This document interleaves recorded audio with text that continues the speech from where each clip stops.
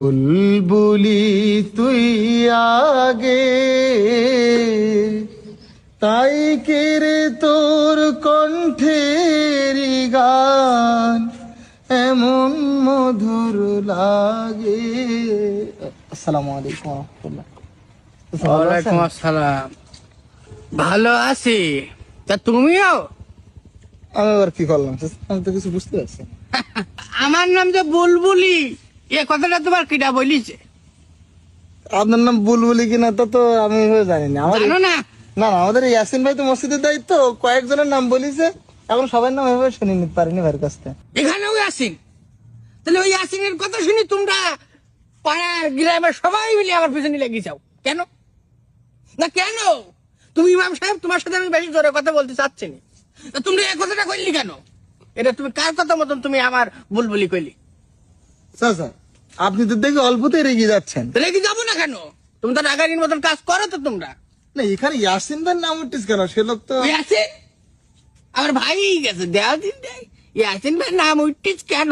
কেন উঠতিস তুমি বুঝতে পারতে চাও না? তাদের কথা শুনি তো তুমি আমার এই কথা কোনো কইলি? চাচা শোনেন, আসলে ধারণা করে কথা বলা ঠিক না, এবং আমি তো দেখতেছি আপনি কথায় কথায় অল্পতেই রেগে যাচ্ছেন। এভাবে রাগা তো ঠিক না। রাগা ঠিক না, তোমরা তোমার রাগাই দিচ্ছাও। আমি আবার কিভাবে রাগালাম? কিভাবে মানে? সবাই তো আমার পিছনে এক এক করে লেগ দিছাও, আর যেখানে যাচ্ছে সেখানে আসেনের কথা। প্রথম যে ছেলেটার সাথে দেখা হইলো, ও ছেলেটা আজকে আমার আসেনের কথা বলেনি, তারপরে আমি ধর্নায় আমি বুঝতে পারছি যে হ্যাঁ ওই আসিনার শিখুই দেশে। তাহলে হলে আমার পাঞ্জাবি উল্টো থাকলো কি সোজা থাকলো, আমার হাতে প্যাকেট থাকলো কি থাকলো, এসব দেখার দরকার উকির কেন? হ্যাঁ, মানুষ হয়তো স্বাভাবিকভাবে আপনাকে জিজ্ঞাসা করেছে, না আপনি তো, আমি যেটা বুঝলাম এতক্ষণ কথা বলি, আপনি তো অল্পতেই রেগে যান মানুষের কথায়। তো এভাবে তো রাগ করা যাবে না। আপনার কি রাগি বলে মানুষের কথা, আপনি এত রাগবেন কেন? রাগি কেন খুকা? আসলে আমার গায়ে কথা সহ্য হয় না, কেউ কিছু করলে আমার গান মধ্যে তিড়িবিড়ি করে চলি ওঠে। না, এটা থেকে একটু বেরিয়ে আসতে হবে। দেখেন, হযরত ওমর রাদিয়াল্লাহু তাআলা আনহু, তিনি ছিলেন অনেক রাগী, কিন্তু ইসলামের সুশীতল ছায়া আসার পরে তিনি হয়েছিলেন সব থেকে বেশি ধৈর্যশীল, এবং ইসলামে তার মর্যাদা কত বেশি। আমাদের তাদের থেকে শিক্ষা গ্রহণ করতে হবে। দেখেন, রাগ ইসলামে হারাম, আপনি আর রাগ করবেন না। এই হারাম কাজ আপনি আর করবেন বলেন? আমি তো করবো না। ঠিক আছে, আপনি ঠিক আজকে আছে।